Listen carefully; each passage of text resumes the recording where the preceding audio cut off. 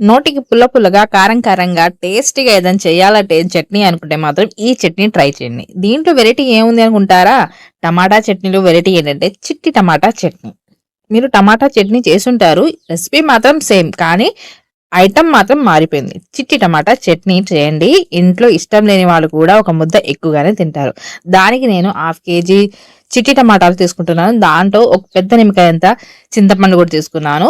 పావుకిలో పచ్చిమిర్చి తీసుకున్నాను అండి. పచ్చిమిర్చి మీ టేస్ట్ కారాన్ని బట్టి తీసుకుంటాను, అది మీ ఇష్టం, ఆప్షనల్. ఇప్పుడు ఒక కడాయి తీసుకుని దాంట్లో 100 గ్రాముల నూనె వేసుకుని దాంట్లో మెంతులు, ఆవాలు, జీలకర్ర వేసి అవి కొంచెం వేగిన తర్వాత మనం తీసుకున్న పచ్చిమిర్చి కూడా వేసుకుని గోల్డెన్ బ్రౌన్ అయ్యేంత వరకు వేయించుకోవాలి.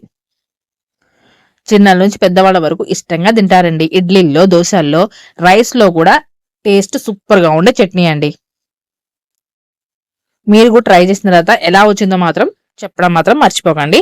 మీకు నచ్చితే మాత్రం చేసుకోండి. చూడండి, ఇలా పచ్చిమిర్చి వేగిపోయిన తర్వాత మనం ఈ పచ్చిమిర్చిని పక్కన తీసుకుంటున్నాను. ఇప్పుడు మనం ముందుగా తీసుకున్న చిట్టి టమాటా, చింతపండు కొంచెం ఎక్కువ అనిపించింది, తర్వాత తీసేశాను. మీరు చిన్న నిమ్మకాయ అంత చింతపండు మాత్రమే తీసుకోండి. టమాటాలు ఇలా ఒక కల్లుప్పు వేసుకుంటున్నాను, ఒక స్పూను.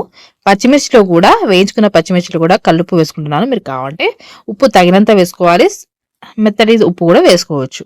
చూడండి, ఇప్పుడు ఈ టమాటాలని మూత వేసి 5 నిమిషాల పాటు బాగా మనం ఉడికేలా ఉడికించుకోవాలి. ఇలా మధ్య మధ్యలో స్పూన్తో కలుపుకుంటూ ఆ టమాటాలని మెత్తగా చేసుకుంటూ ఉండాలండి. చూడండి, ఇప్పుడే వాటర్ వస్తుంది కదా.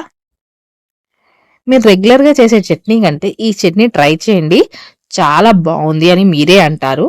మీ ఫ్యామిలీ వాళ్ళకి, ఫ్రెండ్స్కి ఈ వీడియో షేర్ చేయండి. ఎలా వచ్చిందో మాత్రం కామెంట్ బాక్స్లో కామెంట్ చేయడం మాత్రం మర్చిపోకండి. నా ఛానల్ని మీరు ఇంకా సబ్స్క్రైబ్ చేయకపోతే నా ఛానల్ సబ్స్క్రైబ్ చేసుకోండి. ఇప్పుడు కొంచెం కొత్తిమీర కూడా వేసుకుంటాను.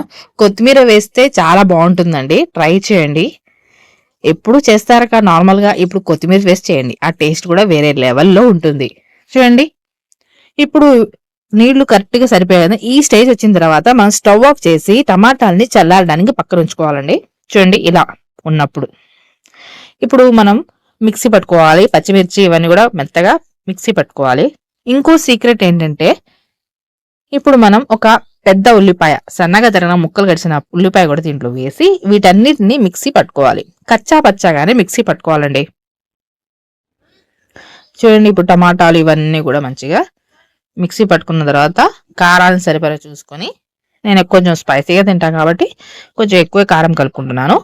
ఇలా మొత్తం మంచి కలిసేలా కలుపుకుంటే చిట్టి టమాటా చట్నీ రెడీ. చూడండి, వేడి వేడి అన్నంలో వేసుకొని చిట్టి టమాటా చట్నీ దోశల్లో కానీ ట్రై చేయండి. అబ్బా, సూపర్గా ఉందని మీరే అంటారు. Thank you for watching this video. ఈ వీడియోని షేర్ చేయండి మీ వాళ్ళకి, ఫ్రెండ్స్కి. నా ఛానల్ ఇంకా సబ్స్క్రైబ్ చేయకపోతే సబ్స్క్రైబ్ చేసుకోండి. Thank you, please subscribe.